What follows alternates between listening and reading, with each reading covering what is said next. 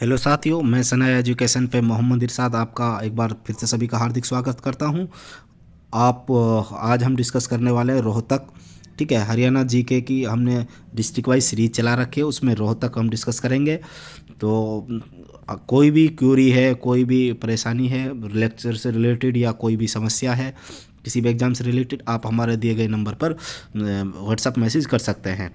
तो बढ़ते हैं अपनी उसकी तरफ। सबसे पहले रोहतक की बात कर लेते हैं। रोहतक साथियों की स्थापना होती है, यानी कि रोहतक का जो ज़िला बनता है 1 नवंबर 1966 को। तब जब हरियाणा का निर्माण होता है तब 7 ज़िले बनते हैं, जिसको हम घर जीके में ट्रिक से याद कर सकते हैं। गुरुग्राम, हिसार, अम्बाला, रोहतक, जींद, करनाल और महेंद्रगढ़, इस प्रकार 7 ज़िले बनते हैं। बात कर लेते हैं सेक्स रेशियो, तो 867 है। साक्षरता दर बात कर लेते हैं रोहतक की, तो वो है 80.4%।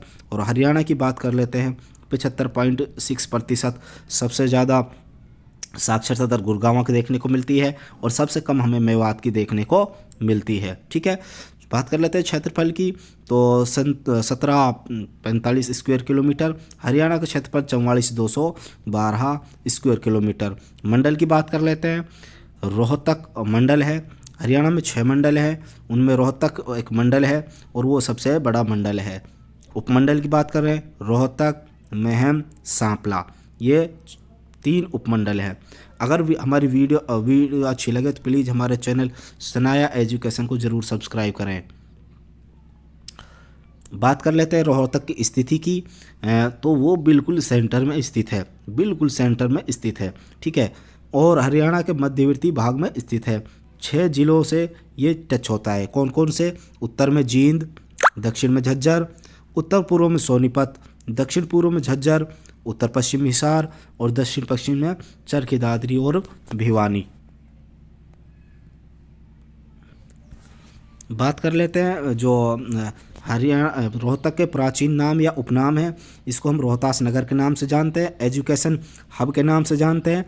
एजुकेशन सिटी सोनीपत कुंडली है। ठीक है, सेंटर ऑफ हरियाणा, यानी कि हरियाणा के बिल्कुल मध्य में स्थित है।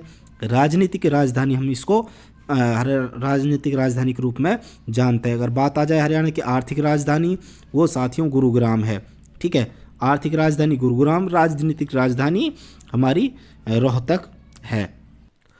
अब बात कर लेते हैं रोहतक मंडल, जो 6 मंडलों में सबसे बड़ा मंडल रोहतक है। रोहतक पुलिस रेंज में शामिल है। जो सोरी क्लॉथ मार्केट है, ये उत्तर भारत का सबसे बड़ा कपड़े का मार्केट है। याद रखना, सोरी जो क्लॉथ मार्केट है उत्तर भारत के सबसे बड़ी कपड़े की मार्केट है। रोहतक एनसीआर में शामिल है। 1886 में तुर्राबाज खान के अध्यक्ष में रोहतक में कांग्रेस की पहली सार्वजनिक सभा हुई, जिसके प्रमुख नेता लाला लाजपत राय थे। तो याद रखना 1886। महाभारत के नुकुल दिग्विजय में रोहतक जो जिला है, इसका वर्णन हमें देखने को मिलता है नुकुल दिग्विजय बुक में। NH10 अब NH9 है। पर स्थित रोहतक नगर पवार, ठीक है, पवार राजा रोहतास राणा तारावती के पुत्र ने बसाया था। ठीक है, राजा रोहतास किसका पुत्र था? तारावती का, इसने ये बसाया था। कई शताब्दियों तक जो रोहतक है ये योद्धाओं की राजधानी भी रहा है। किसकी राजधानी रहा है? योद्धाओं की ये राजधानी भी रहा है रोहतक। ठीक है, अब दिसंबर 1929 में वायसराय लॉर्ड इरविन की जो रेलगाड़ी उड़ाने के लिए बम प्रयोग किया गया था, वो कहाँ किया गया था तैयार? वो रोहतक में ही तैयार किया गया था। बर्मा युद्ध में अंग्रेजों की हार की चर्चा सुनकर रोहतक हरियाणा के किसानों ने अंग्रेजों के खिलाफ बगावत की। ठीक है, बर्मा का जो युद्ध हुआ था 1937 में, उसमें हार की जो चर्चा सुनकर सबसे पहले किसानों ने जो बगावत की थी, उस बगावत की शुरुआत कहाँ से हुई थी? रोहतक से हुई थी। और रोहतक में ही इंडो ग्रीक सिक्के मिले हैं खोखरा कोट से। कहाँ से? खोखरा कोट से।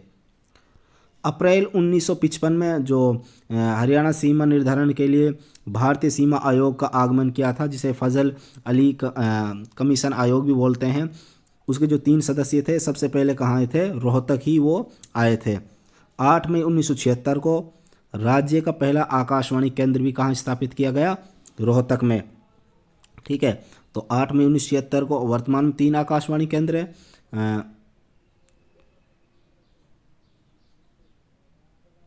उनमें से तो हरियाणा में 3 आकाशवाणी केंद्र हैं, जिनमें से जो मेन है वो रोहतक का है, जो सबसे पहले स्थापित किया गया था।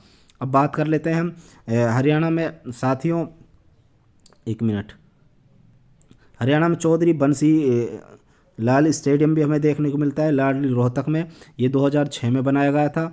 और जो सचिन तेंदुलकर है, इनका आखिरी रणजी मैच कहाँ हुआ था? यही हुआ था। और हरियाणा का जो होम ग्राउंड है वो भी चौधरी देवीलाल बंसीलाल स्टेडियम को हम बोलते हैं। बात कर लेते हैं ममता खरब की। ममता खरब, जिसको गोल्डन गर्ल के नाम से जाना जाता है, जो ये गोल्डन गर्ल जिसको नाम मिला था 2002 में मैनचेस्टर कॉमनवेल्थ गेम में इन्होंने स्वर्ण पदक जीता था। उसी की उपलक्ष्य में इसको इन्होंने लास्ट गोल किया था गोल्ड के लिए, तो इसको इसलिए नाम मिला गोल्डन गर्ल। हॉकी खिलाड़ी हैं, जन्म इनका 26 जनवरी 1982 को होता है। देखो, ममता का पैतृक गांव तो गेवाना सोनीपत है, पर इन्होंने अपनी जो स्कूली शिक्षा है वो रोहतक से प्राप्त की है। और उनकी माता पिता कमला हरिपाल रोहतक के मॉडल टाउन इलाके में रहते हैं। और हरियाणा सरकार ने इन्होंने भीम पुरस्कार, जो खेलों में जो सबसे सर्वोच्च पुरस्कार दिया जाता है हरियाणा का, वो है भीम पुरस्कार, वो भी इन्हें प्रदान किया गया। हरियाणा सरकार, भारत सरकार ने 2003 में इन्हें अर्जुन पुरस्कार भी दिया था, इसी की उपलक्ष्य में, जो मैनचेस्टर में इन्होंने हॉकी में गोल्ड जीता था। और चक दे इंडिया में जो कोमल चौटाला के चरित्र के लिए मॉडल के रूप में भी इन्होंने काम किया है। कौन सी फिल्म में? चक दे इंडिया, जो शाहरुख खान की थी। अब बात कर लेते हैं हम रणबीर सिंह हुड्डा, जो भूपेंद्र सिंह हुड्डा के पिताजी हैं। ठीक है, तो याद रखना ये साथियों, हरियाणा के भारतीय जो संविधान सभा हुई थी उसमें भी ये शामिल थे। तो जन्म होता है 26 नवंबर 1914 को सांगी रोहतक में। पहले पंजाब था, लेकिन अब वर्तमान में कहाँ है? हरियाणा में। 1 फरवरी 2009 को 94 वर्ष की आयु में रणबीर सिंह हुड्डा का निधन हो जाता है। ठीक है, उन्होंने जो पहली बार 1941 में एक सत्याग्रह में भाग लिया था, भारतीय राष्ट्रीय कांग्रेस ने जुलाई 1947 में संविधान सभा में भेजा था। ठीक है, जुलाई 1947 में कौन सी पार्टी ने? भारतीय राष्ट्रीय कांग्रेस पार्टी। उन्होंने भाखड़ा नांगल पर पावर प्रोजेक्ट के निर्माण में भी योगदान दिया। रणबीर सिंह हुड्डा भारत कृषक समाज अखिल भारतीय पिछड़ा वर्ग महासंघ के संस्थापक और महासचिव थे। ये कई बार क्वेश्चन आ चुका है, तो याद रखना, रणबीर सिंह हुड्डा भारत कृषक समाज और अखिल भारतीय पिछड़ा वर्ग के संस्थापक रहे हैं। उनके सम्मान में 1 फरवरी 2011 को भारतीय राष्ट्रीय कांग्रेस अध्यक्ष सोनिया गांधी ने एक डाक टिकट जारी करा था। एक याद रखना, डीलिट एक डिग्री भी इन्हें दी थी। एक इन्हें कुरुक्षेत्र विश्वविद्यालय ने डीलिट डिग्री भी इन्हें दी थी। अब बात कर लेते हैं कुछ स्मारक स्थल की। सबसे पहले दीनी मस्जिद, ये सुल्तान अलाउद्दीन ने बनवाई थी अपने शासनकाल में। ठीक है, मंदिर को तोड़कर बाद में 1947 में इसको पुनः मंदिर बना दिया गया। लाल मस्जिद, इसका निर्माण साथियों हाजी आसिक अली ने करवाया था 1939 में। यहीं पर वैद लेख राम ने भगत सिंह और उनकी टीम को बम बनाना यहीं पर सिखाया था।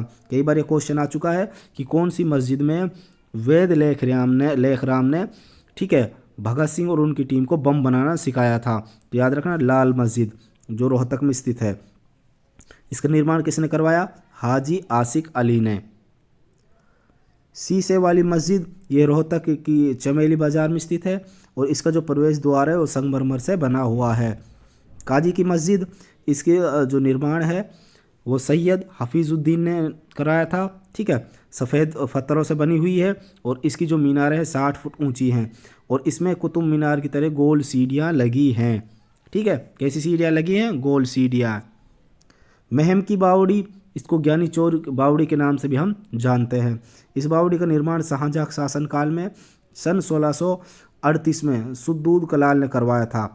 किसने करवाया था? याद रखना, सुद्दूद कलाल ने इसका निर्माण करवाया था। इसे महम की शान भी बोला जाता है और इसे ज्ञानी चोरी सुरंग के नाम से भी प्रसिद्ध है। वर्तमान में ये ज्ञानी चोर सुरंग के नाम से प्रसिद्ध है। याद रखना, महम की शान के नाम से इसको हम जानते हैं। गौकर्ण तालाब, गौकर्ण महाराज के नाम पर रोहतक में गौकर्ण तालाब का निर्माण करवाया गया। बात कर रहे थे तिलियार पर्यटन स्थल या तिलियार झील, ये भी कहाँ देखने को मिलती है। देखो कई जगह तिलियार इस तरह लिखा मिलेगा, तो आप चौंकना मत। तो तिलियार जो पर्यटन स्थल है या तिलियार जो झील है वो स्थल बोहर मठ के पास है, ठीक है। और ये पर्यटन स्थल है, यहाँ एक झील भी है जिसे तिलियार झील के नाम से जाना जाता है। और यहाँ चिड़ियाघर भी देखने को मिलता है और भूल भुलैया विशेष आकर्षण का केंद्र रहे हैं।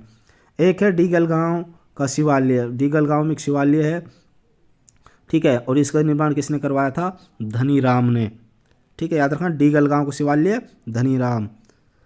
गुरुद्वारा लाखन माजरा, जो गुरु तेग बहादुर जी शहादत देने जा रहे थे दिल्ली में, तो यहाँ 13 दिन रुके थे, तो उसी की याद में एक गुरुद्वारा लाखन माजरा बनाया गया है। कहाँ? रोहतक के लाखन माजरा में, ठीक है, रोहतक के लाखन माजरा में। अब बात कर लेते हैं अस्थल बोहर मठ। अस्थल बोहर मठ जो है इसका निर्माण करवाया था चौरंगी नाथ ने, ठीक है। और ये नाथ धर्म से संबंधित है। कौन से? नाम धर्म से, ठीक है। स्थापना किसने करी? चौरंगी नाथ। बाद में इसका जीर्णोद्धार दोबारा से पुनर्निर्माण किसने करवाया? बाबा मस्तनाथ ने, बाबा मस्तनाथ ने। गुरुद्वारा बंगला साहिब, ये भी कहाँ देखने को मिलता है हमें? रोहतक में। Pandit Bhagwat Dayal Sharma university and health science, इसका निर्माण जून 1960 में कराया गया, ठीक है। 63 में से स्वतंत्र मेडिकल कॉलेज का दर्जा दे दिया गया, ठीक है। पहले, अब जो इसके पहले चांसलर थे वो सुखबीर सिंह सांगवान थे। Indian institute of management IIM, ये क्वेश्चन कई बार आ चुका है प्रीवियस ईयर में। IIM कहाँ है? तो याद रखना, इंडियन इंस्टीट्यूट ऑफ मैनेजमेंट, ये हमें देखने को मिलता है रोहतक में। महर्षि दयानंद यूनिवर्सिटी, साथियों, ये इसका जो निर्माण किया गया था, जिसकी स्थापना की गई थी 19 अप्रैल 1976 को की गई थी, जिसे हम MDU के नाम से भी जानते हैं, ठीक है। और जो इसको UGC नेट से मान्यता प्राप्त मिली थी वो 1983 में मिली थी। 1983 में UGC नेट से इनसे मान्यता प्राप्त मिली। 700 एकड़ में है। जो प्रथम कुलपति थे ML बत्रा थे। जिला स्तरीय युद्ध स्मारक मानसरोवर पार्क रोहतक के इस पास हमें देखने को मिलता है, ठीक है। और यहाँ सभी जिलों के जो शहीदों के नाम संगमरमर की शिलाओं पर, पत्थरों पर अंकित किए गए हैं। हरियाणा का जो पहला एलिवेटेड रेलवे ट्रैक है, ये भी क्वेश्चन कई बार आ चुका है। हरियाणा का पहला एलिवेटेड रेलवे ट्रैक रोहतक के गोहाना रेलवे मार्ग पर स्थित है। अगर साथियों हमारा वीडियो अच्छी लगे तो प्लीज़ हमारे चैनल सनाया एजुकेशन को ज़रूर सब्सक्राइब करें, लाइक शेयर ज़रूर करें। राज्य स्तरीय स्मारक, ये जो MDU है उसके प्रांगण में स्थित है, ठीक है। 2004 में इसको निर्मित किया गया था। यहाँ एक मोन्यूमेंट, एक हॉल ऑफ फेम, एक पुस्तकालय स्थित है। राजीव गांधी खेल परिसर, ये हरियाणा का सबसे बड़ा खेल परिसर है, ठीक है। हरियाणा का सबसे बड़ा खेल परिसर कौन सा है? यही है। और नेशनल बॉक्सिंग एकेडमी, ये हमें देखने को मिलती है रोहतक में। एक साथियों फरमाना दक्षखेड़ा, ठीक है, फरमाना या दक्षखेड़ा, ये एक सिंधु घाटी सभ्यता स्थल है। इसे हम सिंधु घाटी सभ्यता स्थल या सरस्वती सिंधु सभ्यता स्थल के नाम से जानते हैं। ये रोहतक में हमें देखने को मिलता है, रोहतक के महम में। ये 2 भागों में स्थित है, एक यहाँ जीवित लोगों के लिए, दूसरा मृतकों के लिए। मृतकों के लिए यहाँ कब्रिस्तान है तकरीबन, जिसमें 70 कब्रें हमें मिल चुकी हैं। यहाँ से हमें टेरिकोट खिलौने, सीटी, पहिए, मुहरे, तांबे की चूड़ियाँ, सोने के एक छोटा आभूषण, बड़ी मात्रा में मिट्टी के बर्तन प्राप्त हुए। तो साथियों अभी के लिए सभी का शुक्रिया। अगर वीडियो अच्छी लगे तो प्लीज़ हमारे चैनल को सब्सक्राइब ज़रूर कर लें। अभी हमने सिर्फ रोहतक कराया है, अगले जो पार्ट है उसमें सारे डिस्ट्रिक्ट, रोज़ हम एक डिस्ट्रिक्ट लेकर आएंगे आपके सामने। तो मिलते हैं साथियों नेक्स्ट डिस्ट्रिक्ट में।